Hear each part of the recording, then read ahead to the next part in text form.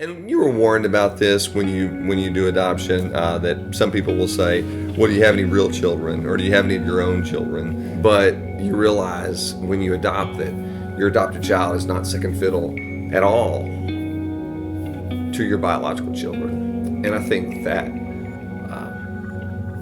puts our adoption in God's family in a whole new light.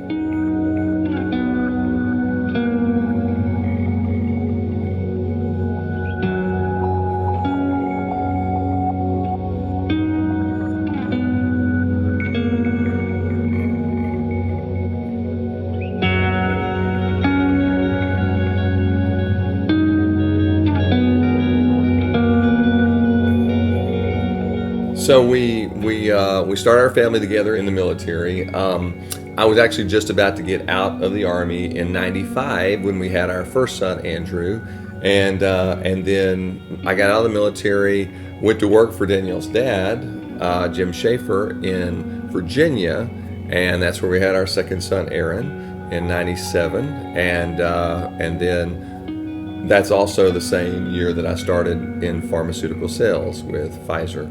And so it was shortly after I started with Pfizer that we had our third son, Nathan, and that was going to be our family. And we were very happy having our three boys and had a very full life at that point. And so to our knowledge, that was it. Right. However, sometimes God has different plans. And we moved to Tennessee, and we've been in a suburb of Knoxville for the better part of 20 years now. And I guess what really inspired us to adopt was multiple factors. But one was the fact that my doctors had told me after the last pregnancy that it would be better to not have another baby. It would be healthier for me. There would be some risks involved if I carried another child. My last son, Nathan, that was a very risky pregnancy. In fact, he was part of a set of twins, and I lost the twin, and he survived miraculously. And so after that, like Steve said, we pretty much thought, okay, that's it. But as time went by, we had other thoughts kind of start to move into our hearts. So Yeah, I mean, even with the three sons, there was a point where we just both had this sense that our family was not complete. We felt a desire for a daughter, and we didn't know where that was coming from because life was certainly full and busy. Right. But there was just a desire in both of us for a daughter. I remember watching this documentary on TV one night with Steve. It was on the Romanian orphanages and the conditions and how many children they had that were in orphanages and how much they were in need of adoptive families. And it was overwhelming. And I think for the first time ever, I considered the fact that, adoption is a possibility for our family. That you don't have to be a couple that's struggled to have children for years and years to adopt a child. And that, in my mind, I know that's silly and ignorant, but that was sort of what I thought. Adoption was for people who could not have biological children. One morning, I had finished playing racquetball with a friend who we played racquetball together pretty routinely, and then would sit down and just talk and pray a little bit after racquetball.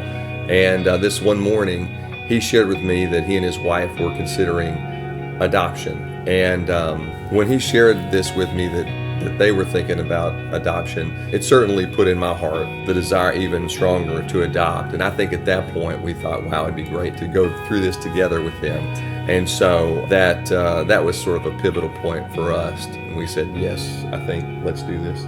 We were overwhelmed with how to get started. So the first thing we really had to talk about and decide is, did we want to do domestic adoption or did we want to do international adoption? And we had 3 young boys, so we didn't want to disrupt our family. They were very young at that time. I think our youngest was 4. And so one of the things that we wanted to make sure is that we would bring a younger child, like a baby, a toddler. And so as we looked into local adoption and private adoption especially, we found out that we might not be really good candidates as we talked to different agencies, because we already had 3 biological children. And so for a lot of private domestic adoptions, a lot of the birth mothers were choosing people that had either no children or maybe just 1 child, and somebody that already had 3 children might not be at the top of the list. And so as we continue to explore, we actually started seriously considering international adoption, and that is actually the direction that we chose. And so the next step for us was, okay, how do we get started? Who's going to help us with this? So we had to find an agency. So after we picked the Open Door agency, we had to pick a country. One of the countries that we had identified that seemed to make sense, and we felt like we were being drawn toward El Salvador, and the Open Door did work with El Salvador. And so we settled on El Salvador and actually started with our friends down the road to adopt a child from El Salvador. We were excited to have direction and get the ball rolling there. Then we had to get a home study pretty quickly, and one of the interesting things that happened during the home study, and of course, if you're not familiar, home study is when a home study writer comes in and basically looks at your home, talks about your family dynamic, and in essence makes an evaluation whether you're fit to take another child into your home. Right. And during the home study, the writer, she asked me and Danielle, are you open to a sibling set? And Danielle and I both looked at each other without even blinking an eye and said, yeah, we were open to sibling set, which was interesting because the fact that we didn't even discuss siblings before being asked that question, but we're in immediate agreement, was definitely a sign that maybe something was on the horizon that had to do with more than one. And so anyway, that's kind of what got us started. Yeah, definitely.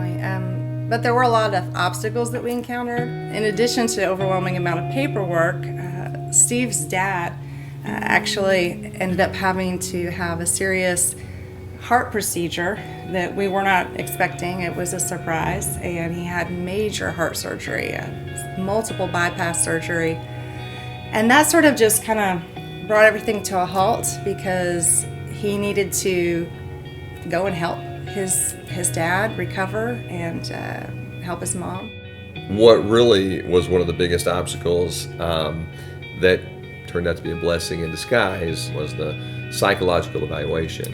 And when we went to the psychologist and started to meet with him, we indicated we were in a hurry. We wanted to get this done quickly. We wanted his write-up done quickly. We wanted to move the ball very fast on the psych evaluation. And he said, no problem. We'll be able to do that very quickly. And what we did not know was that the psychological practice that we were going to was in the process of actually moving locations while we were getting this started. And what we thought was going to be, I think, a 2 to 3 week process. Yes, like 3 weeks at most. We waited and waited and waited. I think 4 months, something like that, 3 to 4 months for the psychological evaluation write-up. And needless to say, we were very unhappy and displeased about this this delay. But in essence, what happened during that delay was we found out a lot more about El Salvador adoption that we did not know when we decided to go to El Salvador to adopt. And one of those things is that the process was a very uncertain process in the length of time, and some families had been waiting years and had referrals from 2, 3, 4 years ago from El Salvador that they still had not gone to bring their child home. And of course, something about the adoption process that I think you don't really understand until you go through it is that once you have that referral of that child, you consider that child your child.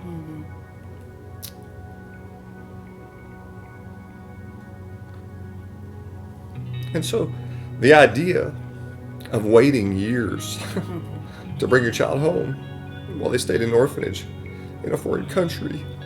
I just was emotionally a little too much for us. We decided, look, we really need to reevaluate where we're going to be adopting. And I remember that the lady that was working with us through the agency, she even said to us, she said, unless you feel like you're totally just being called to adopt from El Salvador, there are other options. And so that's what we started to look into and consider. And basically what happened is she called me one day and she said, look, we have just heard about a set of baby girls, just a few weeks old. They're a set of twins from Guatemala. Of course, I got this information while Steve was not just out of town, but actually out of the country in Mexico. Yeah, so she called me while I was on a mission trip in Mexico without any research on Guatemala or knowledge about Guatemala. I said, let's do it. So yeah, basically I spent that whole week getting all the paperwork redone. Yeah. I was busy trying to get everything ready, and you were still in Mexico. Yeah, and so bottom line is that when I got back from Mexico, I finally had the opportunity to get on the internet and do some research on Guatemala. And to my shock and dismay, there was a notice from the Department of State, U.S. Department of State, do not accept referrals from Guatemala. Their government was considering a complete overhaul of the adoption process, and it is highly likely that you will lose everything you invest in an adoption in Guatemala if they do revamp the adoption process. And clearly, with that notice, I suddenly had serious misgivings about adopting from Guatemala and accepting this referral.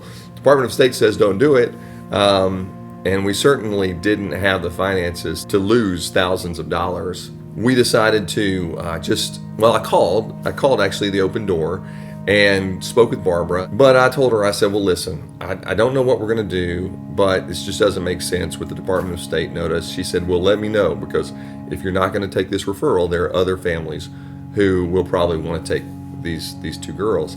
And I said, well, listen, I said, basically the money and all the paperwork and the check was in the mail. So, and it was going to take a few days to get down. I said, let us just have these few days while we're waiting on that to arrive, to pray about it and make a final decision by Friday. And I think that was on a Monday or Tuesday. My heart was just breaking at the idea of not going forward, because while Steve was in Mexico, of course, I had already been receiving pictures of these baby girls. I knew all the information. I knew their names. And it's really hard not to fall in love right away, right from the beginning. And so I had already fallen in love with these little girls. I knew they were our daughters. But, of course, my husband is saying, time out, I don't think we can do this. And I just have to say that it was a hard night for me. I stayed up late. I prayed a lot. I questioned God. I was angry. And I just remember right at that time, in the middle of the night, out of nowhere, my little 4-year-old boy, Nathan, appeared and was like, Mommy. He had woken up in the middle of the night. And I looked over to him, and it just felt like God was saying, don't you remember Nathan and how risky the pregnancy was? And look, he's here. He's your sign of hope. I've got this. And I just remember feeling like, okay, Lord, I'm going to wait and see what happens, and I'm just going to trust. And by the morning, Steve felt like, hey, we need to take a step of faith. We're going to go forward. That very day that we decided to take that step of faith and go ahead with the adoption, we found out news on the Guatemalan adoption website that the Guatemalan Supreme Court had struck down these changes they were considering to the adoption process, and in essence opened the door to go ahead with the old process, which we had entered under, and go forward with adoptions, which basically cleared the path Definitely. for us to Definitely. move our adoption forward. So we didn't have to wait long for an answer from God for our faith in what was going to happen.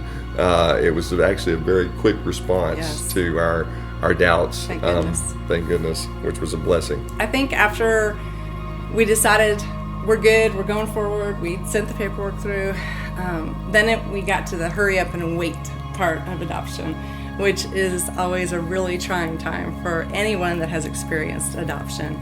So we're waiting, and one of the big pieces of the puzzle is DNA paperwork. They have to test the birth mother's DNA and the child's DNA to ensure that they share DNA and that there's nothing amiss and everything's on the up and up. And so we had to wait for this DNA paperwork. So we got notice that one set of paperwork had come through, that the DNA testing was finished, but for some reason the other set of paperwork hadn't come through. Finally, I just called and asked them. I thought, these girls are twins. They look a lot alike. But not only that, their birth mother had given them very similar birth names. Literally, one of them had the first name of Cindy, while the other one had the first name of Cynthia. So I got to thinking, is there any possible way that they think they got duplicate sets of paperwork, but they really are the two sets. It's just that they see these babies, they look so much alike, and then they look at the name, they Cindy and Cynthia, and they think it's just the same person. So I inquired about that, and it turns out that that's exactly what had happened, and that's exactly what had slowed us down. All along, they had both sets of paperwork, but they thought they only had duplicates of one set of paperwork. So that was our last hurdle. And once that cleared, I'll never forget getting that phone call and being told, "You're clear. You were right. They have the paperwork. You can buy your plane tickets." It was a really exciting time. We basically got all of our stuff together and started making plans, basically. It seems surreal after you wait so long. It had been about a 6-month process from when we got the referrals to the word that we could travel, and then the ball began moving very fast. But that whole waiting process now was finally over, and we were moving and getting everything together as quickly as we could. And I think just at that point, it was just, let's get it done. You go into full-on make it happen mode, and what do we got to pull together? Yeah, we had to make childcare. We had to get childcare for the boys, and of course the plane tickets, and making sure every bit of the paperwork was in order. Oh, and of course, the shower. So. Oh yeah, we had a huge baby shower that our church gave us, and it was so exciting. I just remember being completely on cloud 9 during that time, because it was this big, beautiful shower, and it was double everything that we needed. Yeah. So it was a lot of fun. There was a lot of pink involved, and it was just super fun. But I also remember that we traveled right after that shower. Yeah. We basically brought everything home and just kind of put it to the side and got ready to go. That was on a Saturday. That had to be the last day of January. It had to be January 31st.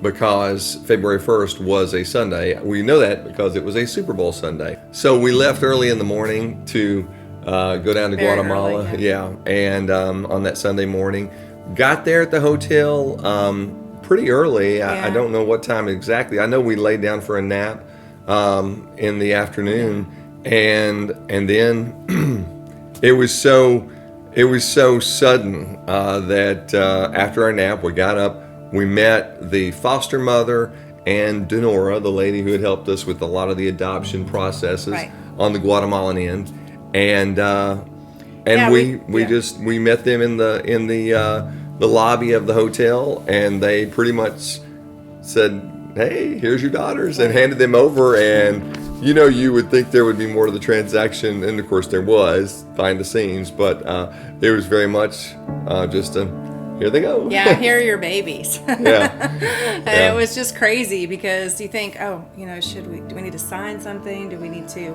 go see somebody, Right, you know, right. but it wasn't. Where's the judge? Do we need to Yeah. like sign this, make it official now? I And- guess just so much of that stuff had already been done. Yeah. And then ultimately, you know, before the week was out, we went to court. And we did see the judge, Did but, see the judge, we but- had the girls all the way up to that point. Yeah, they just handed them to us. It was amazing. Yeah. Of course, it was really fun because we got to have like 5 days, right? Yeah. In Guatemala with them. We had before- 5 amazing days. Guatemala is known as the land of the eternal spring. It was perfect weather. Yeah. Again, February 1st through 5th is when we were down there. And I think it was beautiful. 70 degrees and just beautiful, beautiful weather. And we had nothing really required of us during that time. So it was just bond with our daughters for 5 days Right. up until we could get the court thing done and then fly Yeah. home. It certainly felt like a honeymoon, but when we landed in Tennessee, we had rain on the ground, and they got to experience the joy of being strapped and restrained in a car seat for the very first time on a 3-hour trip back Yeah. to Powell, Tennessee. Yeah, it wasn't just a 20-minute drive home Yeah. from the airport. I won't say we were miserable just because we were so happy to have them home, Yeah. but it was kind of funny, the contrast from Guatemala to Tennessee. But we got home, and that made it all worthwhile because once we got in the door Yeah. and got to see Olivia and Elayna with their brothers was really special. It was and precious. the excitement of their brothers to hold them and Yeah. and feed them Yeah. and all of that was just really It was just a special experience. We'll never forget it, and just such a life-changing event. I mean, all of a sudden we went from parents of 3 to parents of 5, Yeah. like that. So I think ultimately the advice we would give most adoptive parents is just go for it. Yeah, Your life will never ever be the same. absolutely.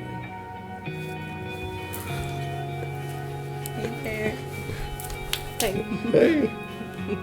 This is Elayna Hope. And This that's is Olivia Grace. They are 15 years old.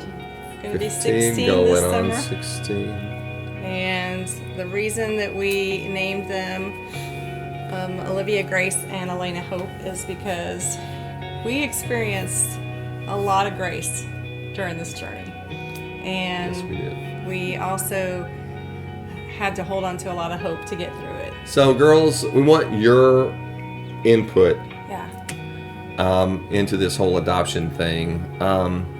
When did you first realize that you were adopted, Olivia? I guess it's just always, I have known it and stuff, and you've always told me. You never like tried to make it a secret or anything. How about you, Elayna? I mean, I definitely agree because, I mean, it was just something that you always wanted us to be proud of and that not something that you felt like you had to hide from us. Yep. Yeah, we wanted you to know from the very beginning, so it would never come as a shocker. Yeah, they always say that we got to choose them, but we got stuck with the boys. That's right. That's right. So, what's it got today? It's where you celebrate being adopted, so the day we were adopted was February 1st, so it's like a second birthday. Yeah, it's the day we got you, right? Pretty simple, Yeah, right? we got you February 1st. So we always celebrate that. So it really is like having 2 birthdays. So, what are the best parts about being adopted, Elayna? Well, I definitely think that it's that you've always been very open about us trying to get into our Latin culture and that you're always so willing to let us explore that because you let us have our quinceañera, and that was a really big deal for me because that was something that I really wanted to have since I knew it was like, well, I had all these like regular American birthdays, but I wanted something special for when I turned 15 because that was always what I thought was really important was having a big 15th birthday, not a big 16th birthday. Yeah, So that's what it's really cool. that's cool. What How about you?